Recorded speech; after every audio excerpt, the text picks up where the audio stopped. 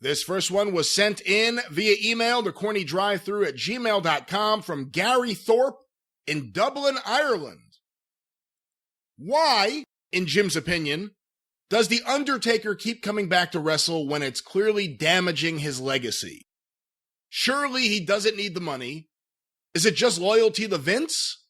Personally, he's my favorite wrestler of all time, but I think he should have stopped after Brock ended the streak. Although in my biased opinion, nobody should have ended it. Thanks, love the show. Well, first of all, you're exactly right. No, it was fucking crazy that they ended that streak. That was just ridiculous. And especially with a guy who didn't need it. This is not knocking Brock, but it's not like he needed to beat The Undertaker and end the streak to get over. Nobody wanted to see it. It was just dumb to end that streak. Having said that, the last couple of times Taker's come back, it's been in Saudi Arabia, right? You know what? I know he has come back for Saudi Arabia. I don't remember for sure if he had come back beyond that. He may have done one or two other things, but I don't know for sure. But I heard that there was one match that nobody liked, and I can't remember which one it was. I haven't seen his... Was it him and Goldberg? I think it was him and Goldberg. Yeah. That, I agree, was probably a recipe for destruction because... You know, and Goldberg's in great shape for his age. Mark's had a lot of injuries, but considering everything he's put his body through, he's in great shape for his age. But, with two guys that have had injuries, that are older, and that the people remember as mythic figures, I appreciate them giving it the old college try, but I don't see how anybody thought that it was not going to be disappointing based on what people would have in their mind, right? Not having seen the matches, I'm going to be the last one to say The Undertaker ought to hang it up. He was damaging his legacy or whatever. But it's obvious they're not getting the rave review. Remember when it was always, my God, Undertaker comes back once a year and how can he perform at that level? And then all of a sudden, a lot of people were saying, maybe Undertaker shouldn't come back this year.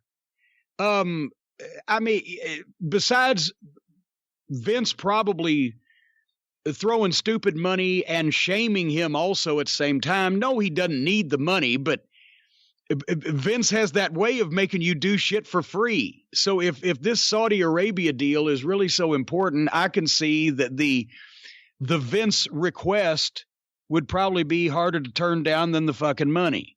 With both of them together, But still, there has to be a better way to use him, because if you know that he has a diminished ability in the ring, and that's nothing against him, but I didn't say that. And why is he not in tag team matches? Well, that's what I'm saying. I mean, he's an older guy, and wrestling's only getting more physical, especially for his main event matches. People expect it. How do you hide that? If you're someone behind the scenes, if you're someone in charge of this kind of thing, or at least with the ability to pitch this kind of thing to Mark Calloway, what do you say? What do you do? How do you find a way to keep him in the mix but protect him? Well, they don't need to keep him in the mix because he only wrestles once or twice a year. That's not actually in the mix. And he's fucking mythic. And if they wouldn't keep fucking with him, he'd be mythicer. And don't end the streak, but that's too late. But The Undertaker in a tag match or a 6-man tag, for God's sake, when some team when some guy needs backup or some team needs an odds evener, it's not like you got to sell it to him. He did that exact same thing in Smoky Mountain Wrestling in 1995. He came in for a couple of 6-man tags and one match with Glenn Jacobs to see what Glenn had, right? And drew like crazy. And I guarantee you in those couple 6-man tags he had, he did nothing that would injure him in any way, and nobody noticed, and he made big comebacks, and everybody fucking threw the babies in the air.